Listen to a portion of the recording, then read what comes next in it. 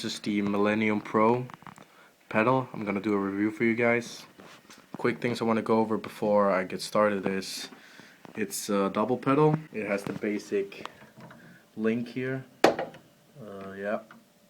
Every lock and every hole is made out of metal, so there's no plastic that's gonna break like other cheap pedals for this pedal's price range. They do make a little noise when you swing it. Nothing you're gonna notice. Has a double chain.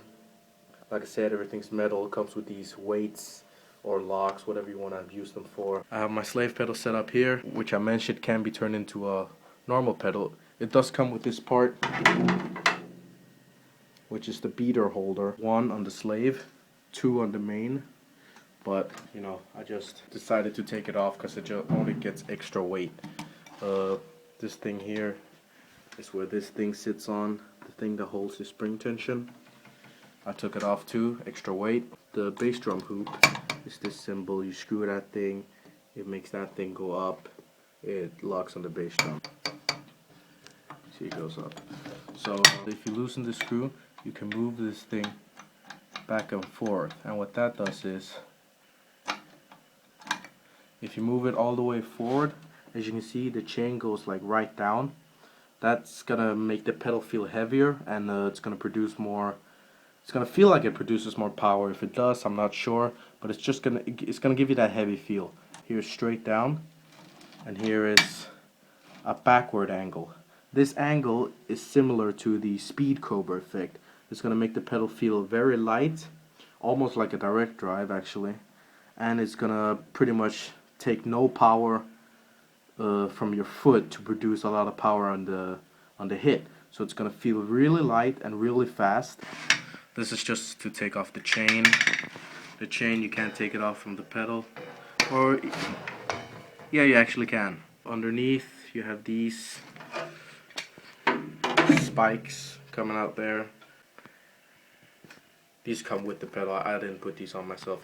They come with the pedal. It's just to friction, you know, make the pedal stay still. You can see how long it is right now. Yeah, I'm not sure anyone would use it more than that, so. You can remove all parts completely. I mean, I can take this whole thing off the pedal by removing this, and then, you know, from here, dragging it out. Sloppy. I've had these pedals for 2 years, and they still run like they're brand new, so you're never gonna have to actually take them off and put oil here and there, unless you keep them outside in cold weather.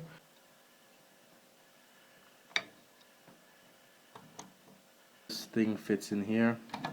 So you have this holder. You get this key with it actually. The beater you set up pretty much by unscrewing this, and as you can see, the beater doesn't affect the pedal, the footboard. Right now it's the slave pedals, but as you can see, this part doesn't move. So you can set the beater separately. I'm just gonna. Wow, that one got pretty good. Beater height is from these 2 screws here, and you can move the beater up and down. This little thing you can move up and down as well. Like I said, everything is metal, so nothing will break. Spring tension. You have, like I said, the safety lock here. Footboard height. I've set it to medium. There are 3 options you can choose from, which have, you know, these indicators. There you go. As you can see in there, you see those 2 round things, the one right down there and the one over here.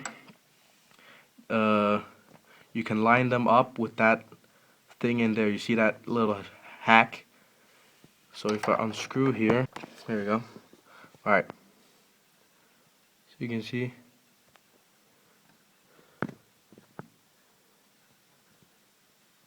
here it is. I can choose where I want to lock it in. So if I want to lock it in right there on the first round circle, I can do that, and that's gonna bring me a low footboard setting.